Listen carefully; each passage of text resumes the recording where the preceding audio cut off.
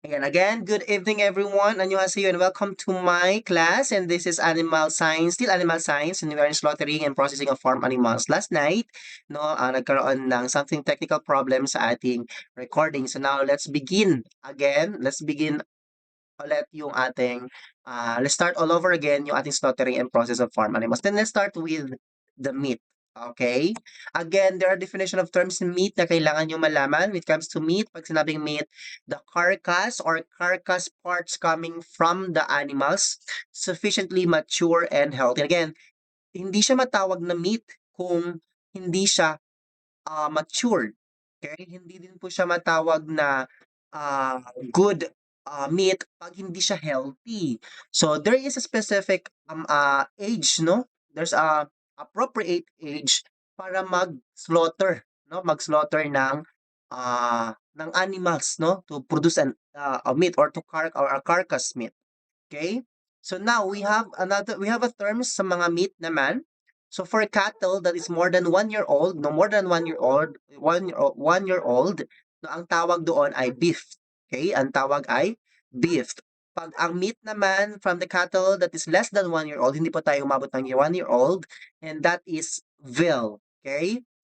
Usually, yung makikita ninyo na ginagamit tulad ng yung sa samgyupsal, yung gano'n ba, yung ginagamit nila para mag-grill, 'di ba?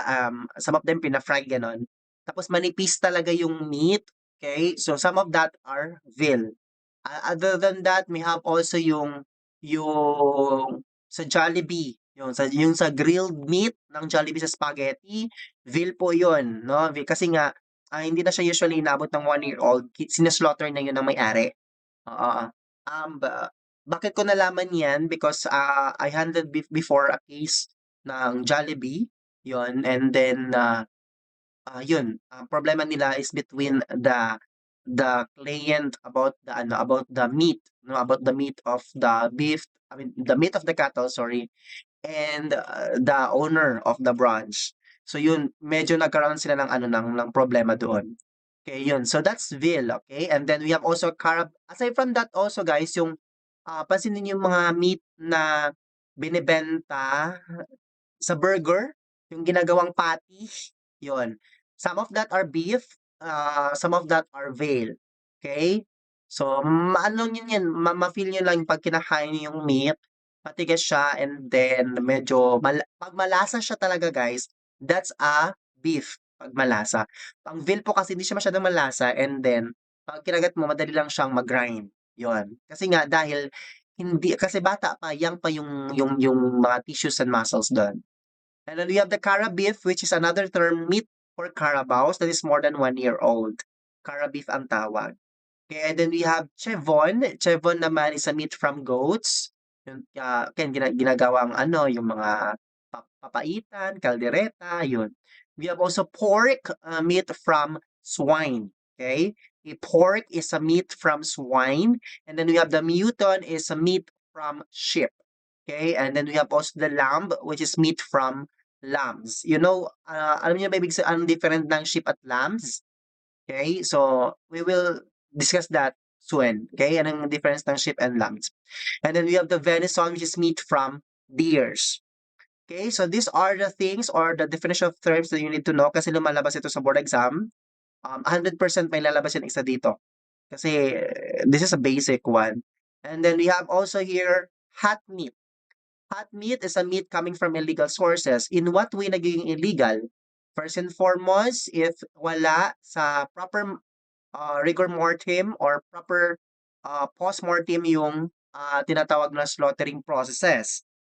Yun. And then, pag sinabing illegal sources din, pag hot meat po, mafe-feel nyo lang yan, if 8 to 10 hours hindi pa na-refrigerate yung meat, no, and it's, binamarket po nila after being due ng 8 to 10 hours, yun ang nangyayari is, that's a legal meat, no, hot meat. Yung, mafe-feel, mahawakan nyo yan, mainit yung yung meat, no, hindi siya cold. And then we have also fresh meat naman, meat that has not undergone any substantial physical, chemical, and microbiological changes from the from the time of slaughter. Kasi meron kasi tayong ibang ways or traditional ways of slaughtering animals, 'no? Merong iba na nilalagyan ng vinegar, pinapalunok ng vinegar, gano'n. Merong iba na with the use of carbon dioxide, 'no? Para sa loob ng chamber with the use of carbon dioxide para mamatay, para maging unconscious. So that's the time na siya pinapatay kasi nga malaki siguro or maaligaga, yun. So that means hindi yun siya fresh meat. So ang fresh meat dapat there's a proper processing in slaughtering. Okay? Basta lumalabas yung blood. So ano ibig sabihin nun 'pag gano'n? Parang example namatay na siya and then, kinatay pa. So that is a double dead already and it's also known as cold slaughter. Kaya ang tawag doon ay cold slaughter, meaning patay na nga siya, upon may prior slaughter, patay na siya, pinatay mo pa siya, 'no, pinalabas mo pa yung dugo. Namatay siya ng hindi lumalabas yung dugo na let's say, yung carabao or cow nalunod 'no, and then nalaman nila na may nalunod na ano, and then namatay na cow, and then here comes yung mga tao siyempre they are aftering with the meat. So, ang ginawa nila kinatay nila, pinalabas nila yung blood. So, hindi na po masyadong nalabas yung blood na yun because that's already dead. Okay, so it means that 'pag namatay na po yung cow or namatay yung animals, 'no, 'pag hindi lumabas yung blood, it will what? It will burst sa loob ng katawan. So that means toxicity. So yun ang cold slaughter. Pinatay mo na nga, hindi, namatay na nga siya, pinatay mo pa siya ulit. So that is a cold slaughter or double dead.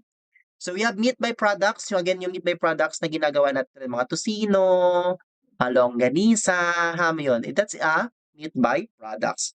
And we have the abattoir. Iba naman pag-pronounce nito is abattoir. So, but this is abattoir. Abattoir in Germany, doon sa amin sa Germany, it's abattoir, no? The premise approved and registered as premises of slaughtering animals for human food.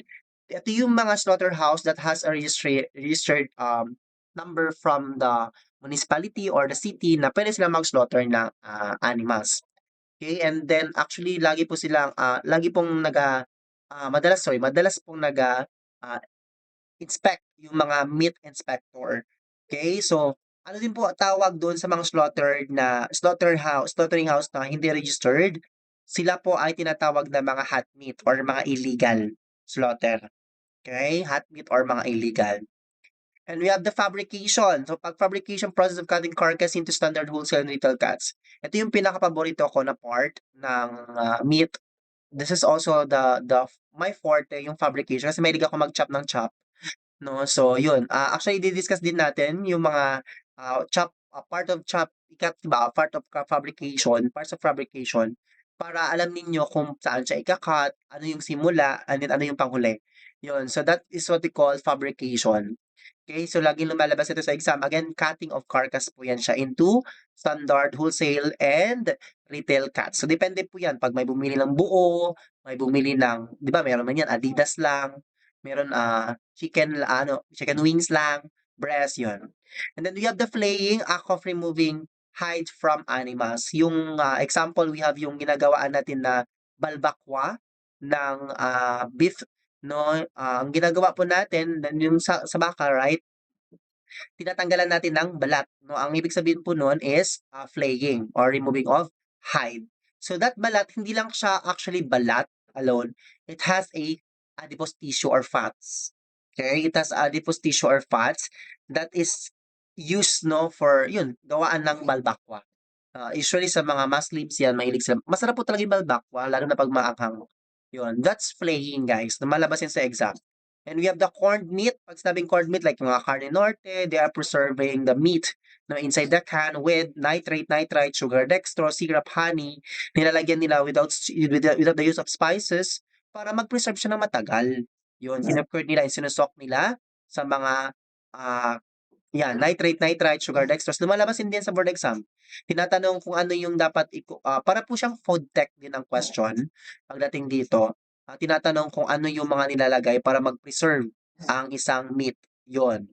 So yan, nitrite, sugar dextrose, minsan din salt ang ginagamit. Yon, salt and sugar.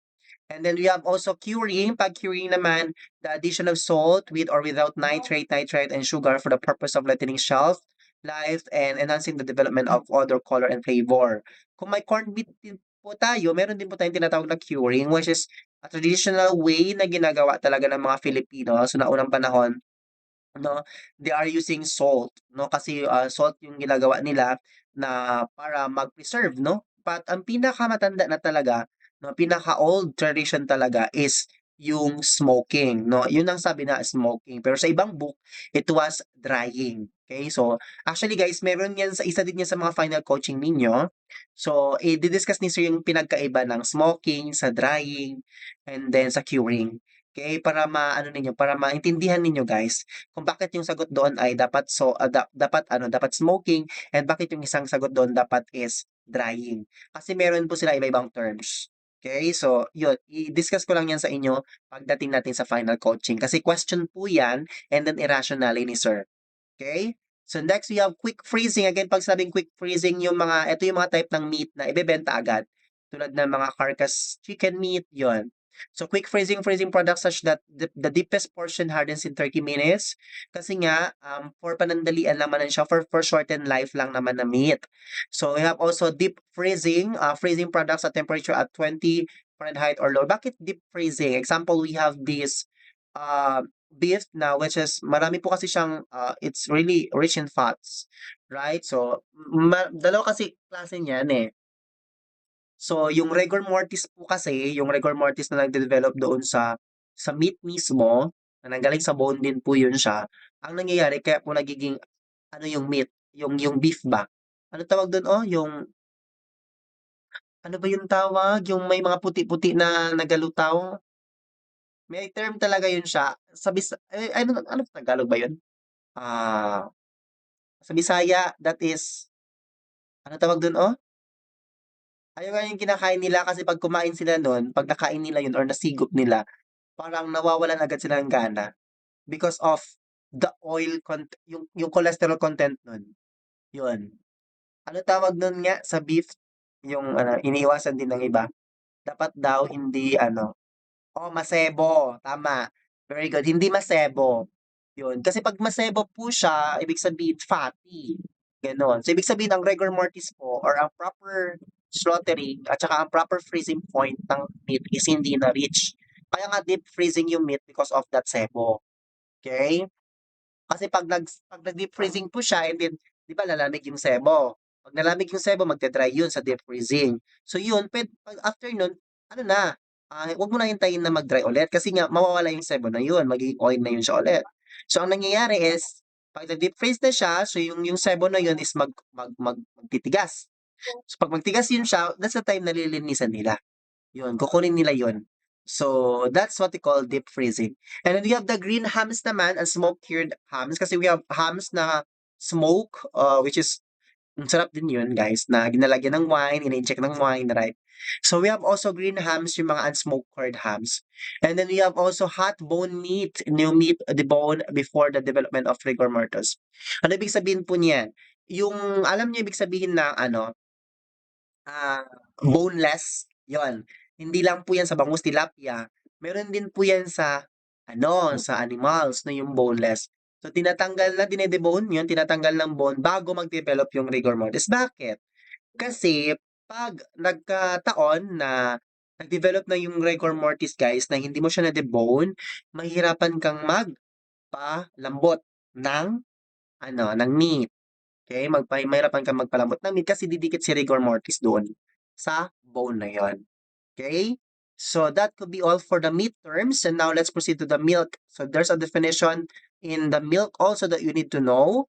So these are very important, guys. So we have pasteurization. Okay, milk terms, we have pasteurization, a process of heating foodstuff, usually liquid for a definite temperature and thereafter cooling it immediately. So, ano ibig sabihin niyan? Pag pinainit nyo, pinaliquid nyo siya, the reason also of pasteurizing, guys, is also to remove the bacteria, bad bacteria, and then to remove yung mga unnecessary bacteria. So, after that, ikukool mo siya immediately, and then the recommendations is heating of milk to at least 145 Fahrenheit for 30 minutes and or 161 Fahrenheit at least 15 seconds. Kasi depende po 'yan sa gaano kabilis na kailangan ninyo siyang um, tawag dun 'no, i-pasteurize. You know what?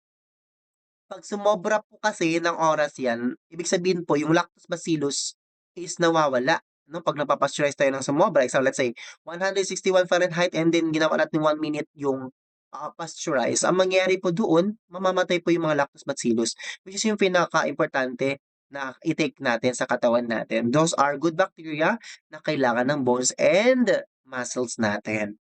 So that's what we call pasteurization. Hindi lang po siya for filtering the bad and good bacteria, but also, improving 'no, it's improving the quality of the milk. And next we have the homogenization.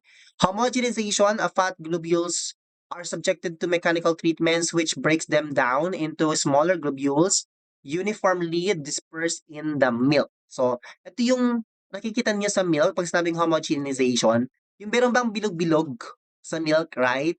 So, ang ginawa 'pag sinabi siyang mechanical treatment po, ito yung kamay-kamay lang ba na 'di ba, mapapansin niyo 'yan 'pag nagmi-mix tayo ng ano, eh, tapos ang ginagawa natin is parang ano yun, parang sinasabog natin ba yung basta yung ginagawa natin yung bilog yung bula-bula na yun parang sine-separate natin siya. So that's mechanical treatment.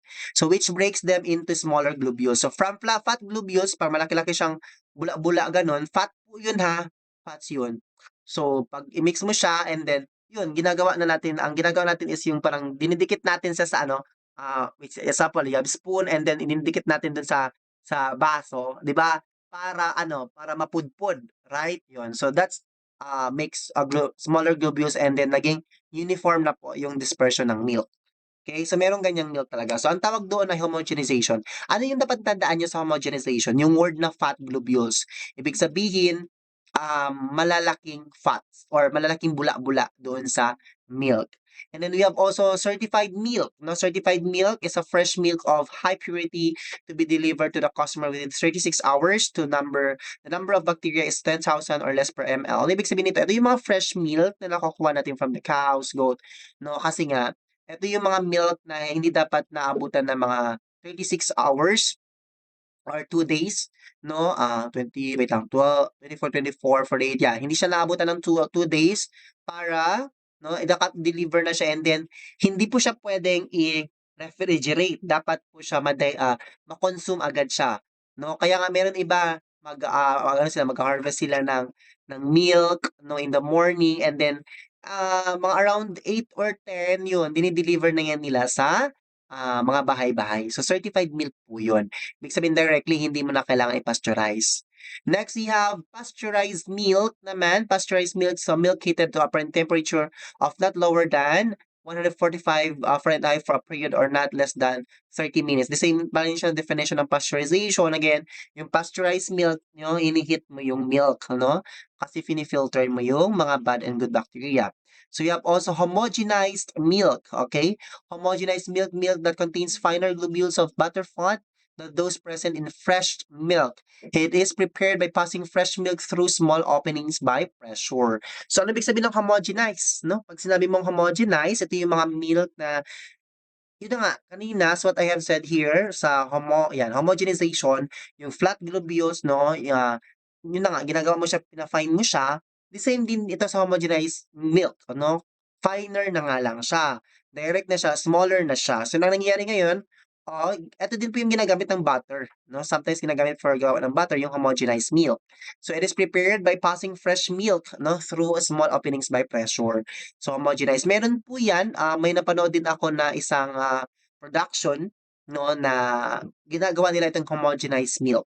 Yung through, ano ba tawag dun, basta meron yun, parang daanan siya na machine, yun. And then sine-separate yung homogenized milk, evaporation milk, and then condensed milk. Separated siya, yun. And then we have evaporated milk naman, ito yung fresh milk which has been evaporated to a concentration of 73.7% water and it contains of 7% protein, 7.9% fat, 9.9% lactose, and 1.5% minerals. Paano yung evaporated milk? 'Di ba nga, kinukulo-kulo yun, kulo-kulo. So, meron yun na yung mga evaporated, 'di ba? Evaporated. So, yun, meron yung parang hose po na daanan. So, yung milk na yun siya, yung evaporated milk na yun, didiretso yun sa kabila na lalagyanan. So, ang tawag dun ay evaporated milk. Masarap po yun. Okay, it's a clean, no, milk. And then we have condensed milk naman, concentrated milk to which sugar has been added, no. Again, 'pag sinabing condensed po, kaya po yung mga condensed medyo sweet siya because ina-add nila ng sugar. Kaiba yung kulay, right? Minsan brown, brown, right? Yung condensed milk. Yun. And then we have dried or powdered milk. So ito yung mga sa mga Bear Brand, mga gano'n.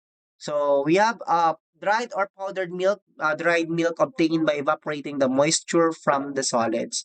So it means that evaporation to solids, like gaseous to solids, gano'n, or liquid to solids, no, para maging powder siya. And we have filled milk naman. Filled milk is a milk where the butter fat is replaced with vegetable fat such as coconut fat. So, hindi pa ako nakapag-encounter ng filled milk talaga, guys. But just remind this one that the only milk na merong butter fat is the filled milk. Okay? Siya lang talaga yung merong butter fat na may vegetable fat. Okay, and then we have also recombined milk. Dry milk, dry buttermilk, and then plus butter oil. Pag recombine po, from the word itself, recombine, kinombine lang ulit yung milk from dry to evaporation, ganon, condense, ganon. So it will produce dry milk or dry buttermilk or pwede ding butter oil.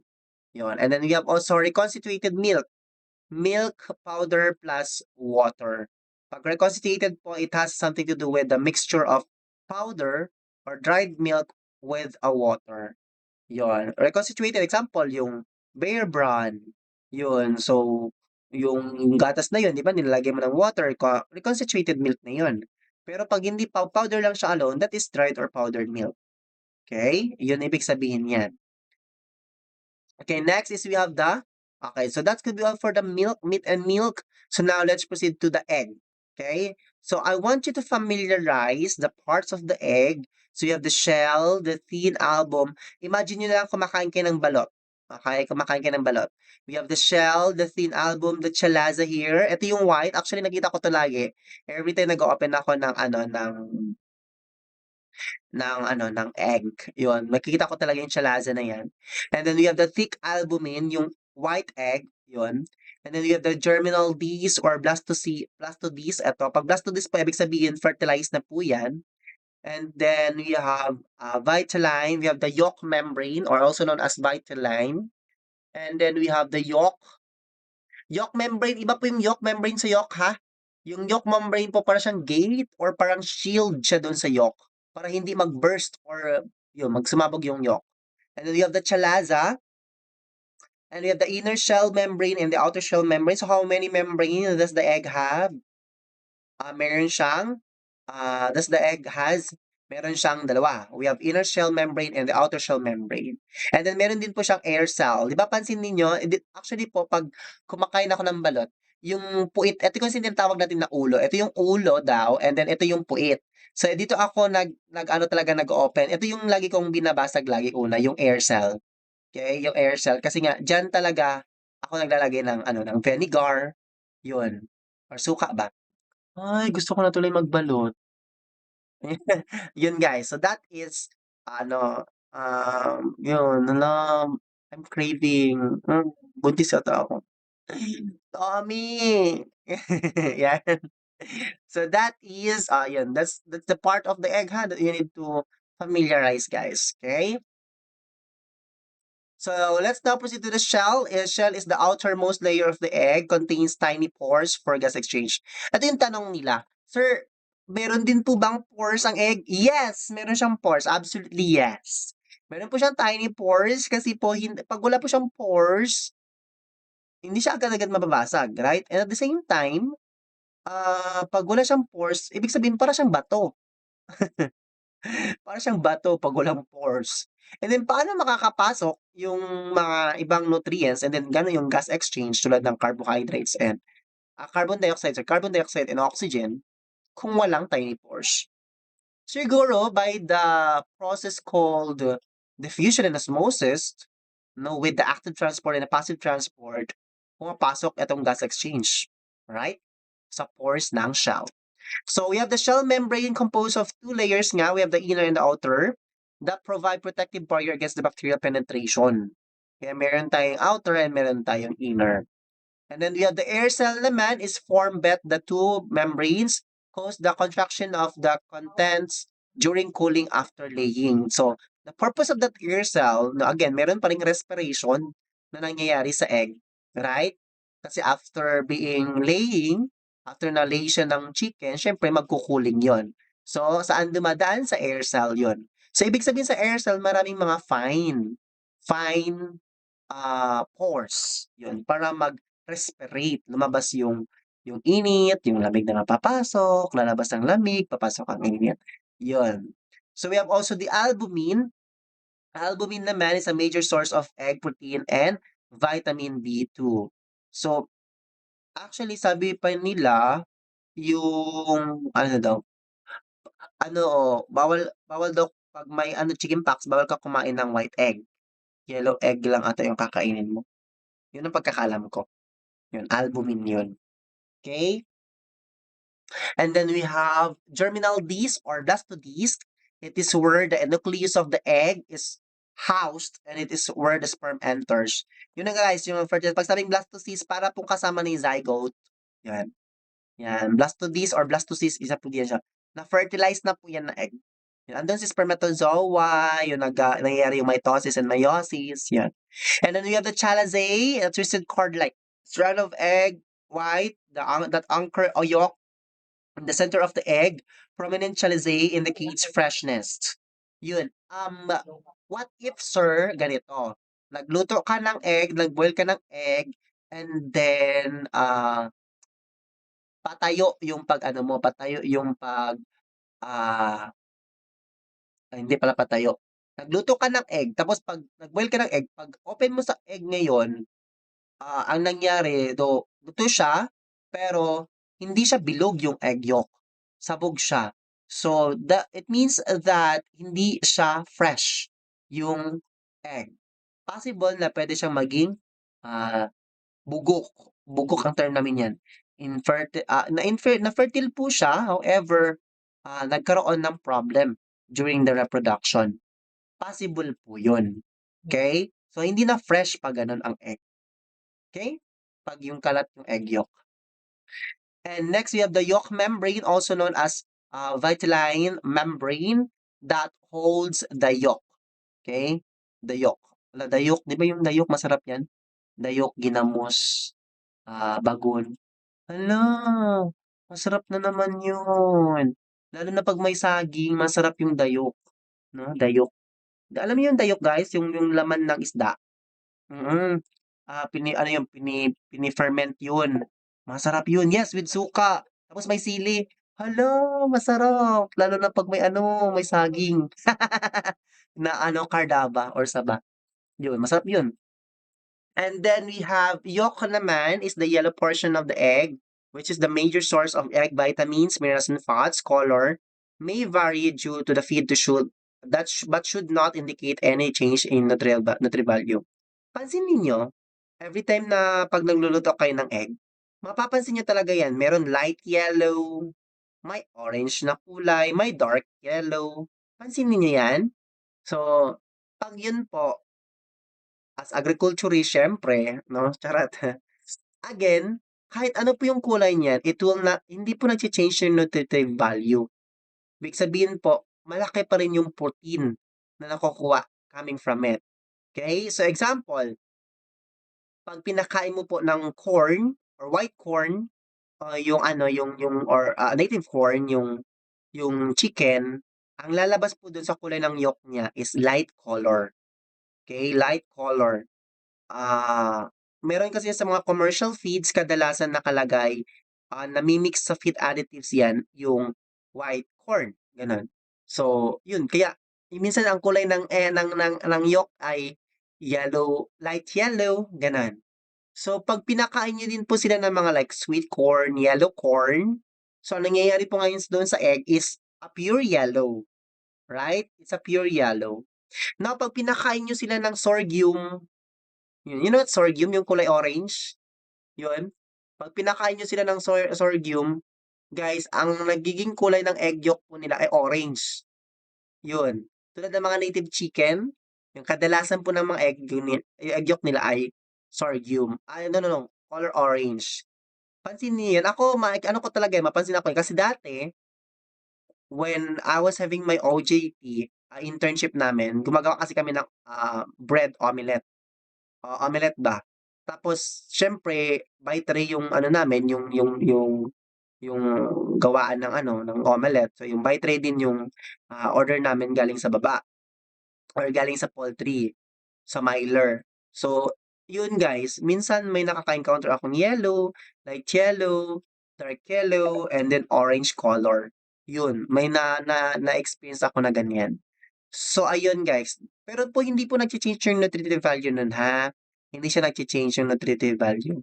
Siguro yung jowa mo lang talaga ang nagcha-change yung attitude, pero yung egg yolk hindi, yun, okey? Yung egg yolk hindi. So si Tommy lang ata yung nagcha-change, Tommy my hotdog, yun. So that's egg, okey? Normal. So now let's proceed to the slaughtering. Again, huwag kalimutan ha, yung mga parts ng egg, yan, lumalabas yan sa board exam. And then we have also slaughtering, okay, or dressing. There are three stages after production. We have slaughtering and then meat cutting, which is known as the fabrication, and then the processing. In the processing, yun included yung mga freeze natin, wholesaler, retailer, yung mga ganun. Okay? Pwede din yung meat byproducts, yun. So what are the basic principles of the selecting animals for slaughter?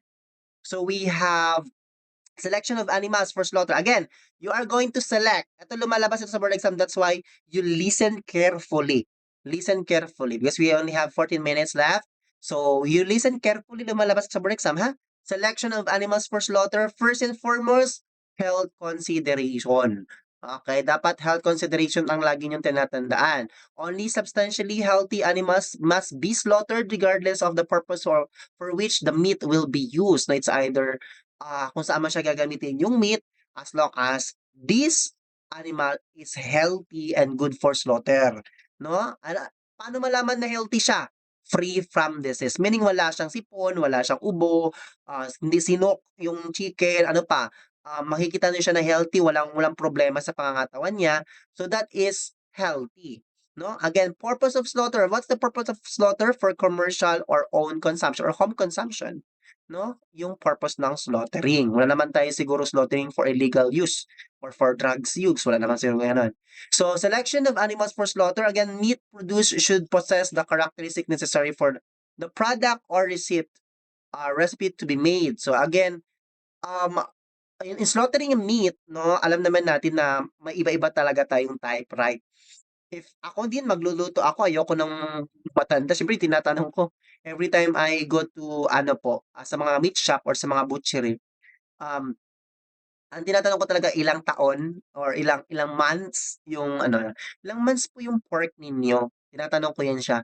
Tapos sinasabi nila, "Ano sir, 4 months," gano'n, gano'n, 3 months, 2 months, gano'n. 'Pag 4 months meron diyan langanin na siya kasi matured na yun. Sabi ko, "Uy, 4 months parang puwede na ata yan pang ano, pang-breeding." Yun, so yun yung ginagawa ko, sabi ko parang it's already over. Possible na parang okey pa sa'kin ng 3 months 'no, to 3 months talaga. Okey pa sa'kin ng 3 months kasi medyo malambot yung kanyang meat 'no. Kasi 'pag 4 months po kasi possible na puro lang fats, 'yan. Puro fats and then mabigat ang bones. So yun ang tendency 'no. Kaya nga 'pag inuutusan tayo ng parents natin, sinasabi ng parents, "Oh, wag yung ano ha, mataba ang bilhin mo." O ngayon 'pag nagbili ka tapos meron puro matutaba lahat, puro taba. Pero 'pag sila ang papuntahin mo doon, 'di ba pagbalik nila puro din buto. 'Yan, that's my mother. Oh, yun, yan mother ko dati. Yun, tawa ako sa kanya, "Ikaw na lang magbili kung puro naman ako ano, puro naman fats ng puro taba." Tapos ngayon 'pag siya nagbili, pinuntahan niya dun, sinauli niya yung meat. Tapos pagbalik niya, nagtawa ako sa kanya kasi galit na galit siya. Kasi pag-chop niya, akala niya puro meat ang laman, puro laman siya, like wala siyang masyadong fats. Tapos 'pag ganun niya pala, paghati niya, bones pala, kaya mabigat. Bones pala yun. So, it's not my fault anymore. For me, it's okay to have more fats than bones kasi hindi mo na nakain yung bones, right? Pampabigat lang siya sa kilo. Yun, and then we have meat 4 sausages, yan. Characteristics suited for community products manufacture. High water holding capacity and high emulsion capacity. Example, if let's say the meat purpose that you're going to slaughter is um for sausages, yon, kailangan talaga mataas ang water holding capacity and then mataas yung emulsion capacity. In what way? In what way mo 'to malalaman? So, later on malalaman natin 'yan kasi meron 'yan siyang mga characteristics and color, yung mga FDF, mga dark, blah, blah, blah. So, 'yan malalaman natin paano malaman yung high water holding capacity and high emulsion capacity.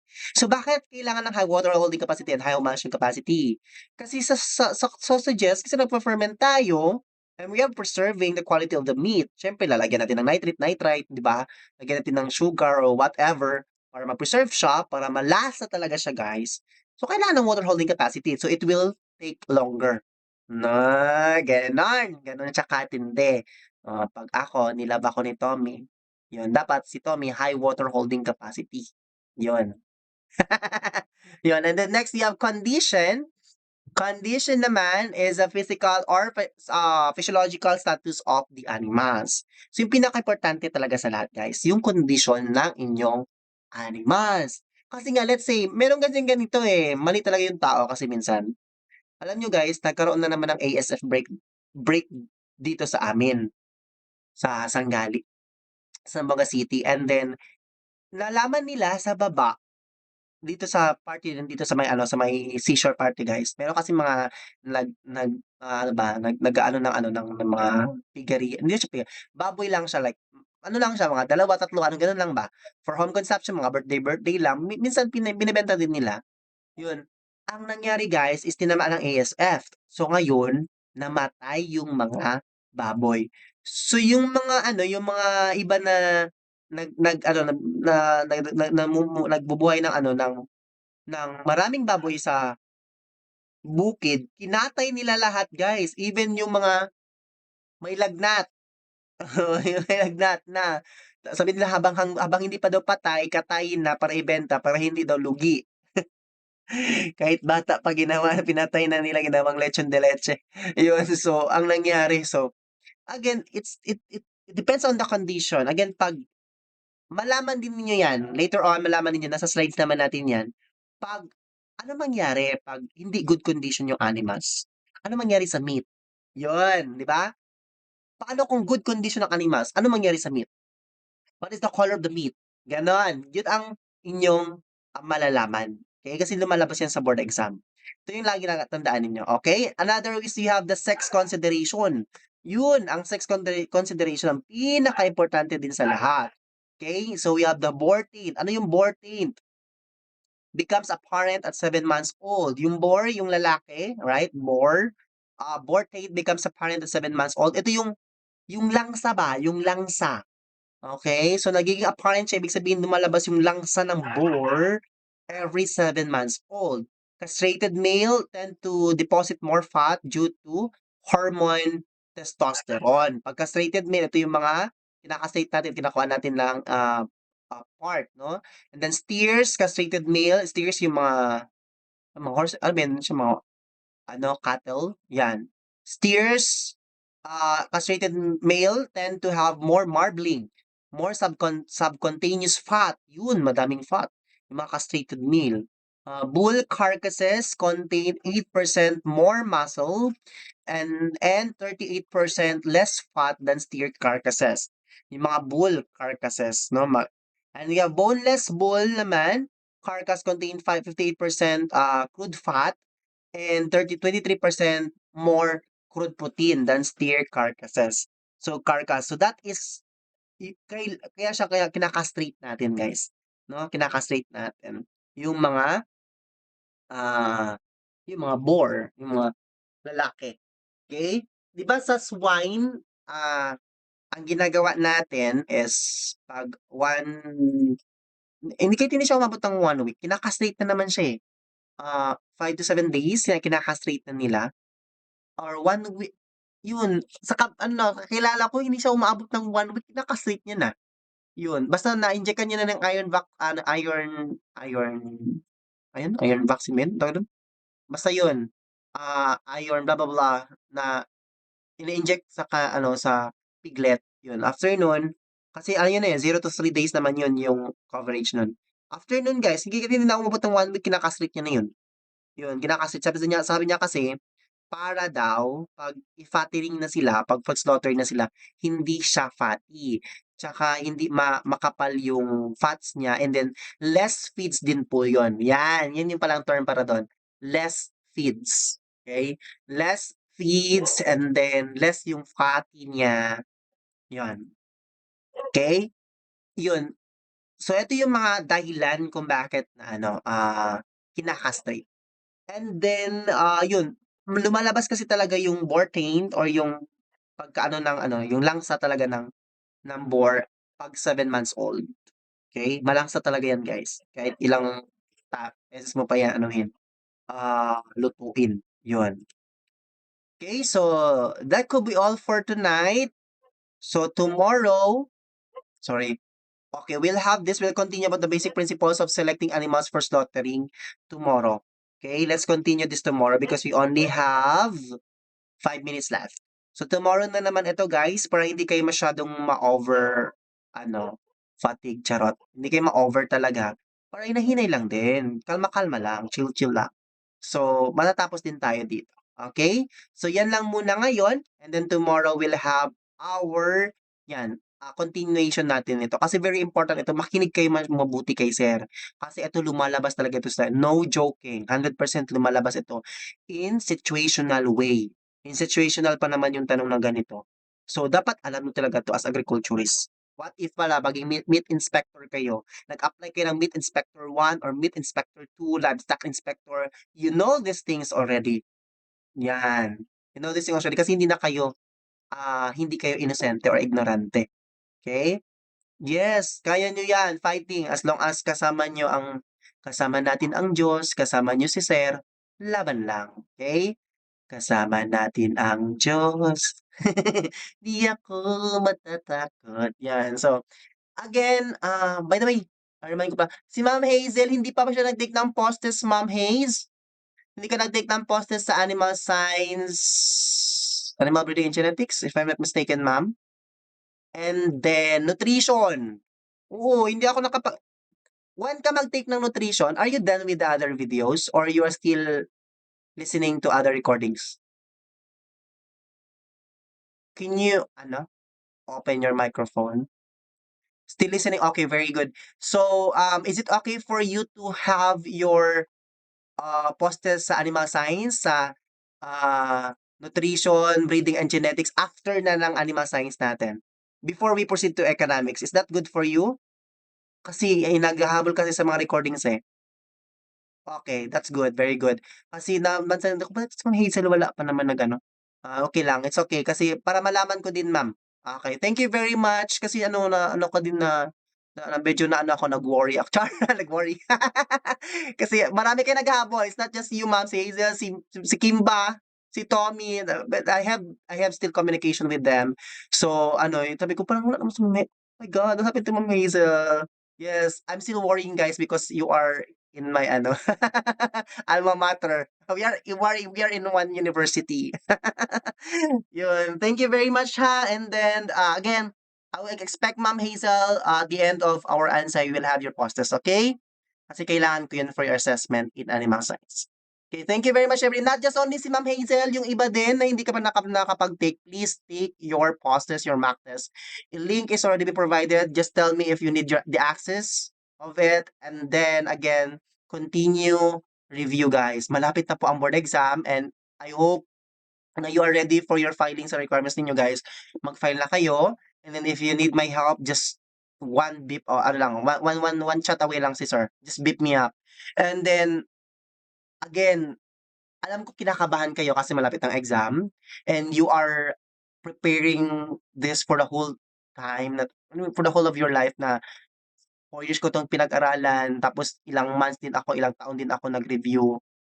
Siyempre lubos-lubusin niyo na, do your best 'no, lubos-lubos na 'yan. Huwag na magpa-eme-eme, okey? So ang kailangan is just do your best guys, bulto na talaga, 'wag ng